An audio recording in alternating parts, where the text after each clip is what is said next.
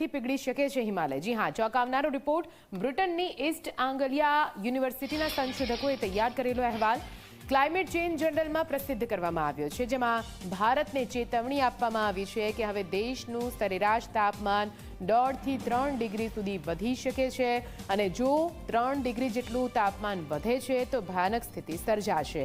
પાણીની ગંભીર અછત સર્જાશે, ભૂખમરાની સ્થિતિ સર્જાશે, ખેતરો સૂકાભર થઈ જશે। ભારતમાં ઝડપભેર તાપમાન વધી રહ્યું છે અને હવે સરેરાશ તાપમાન 1.5 ડિગ્રી જેટલું વધશે તો દેશનો અડધો અડધ પાણીનો જથ્થો સુકાઈ જશે। 21% ખેતીની જમીન બિનઉપજાઉ બની જશે, જેમાં જો ભારતના સરેરાશ તાપમાનમાં 3 ડિગ્રીનો વધારો થશે તો વિનાશ વેરાશે।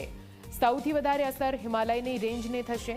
90% હિમાલય સુકાઈ જશે, નદીઓ સુકાઈ જશે, ખેતરો વેરાન બની જશે, જંગલો બળીને ખાક થઈ જશે। કમોસમી વરસાદનું પ્રમાણ પણ વધશે।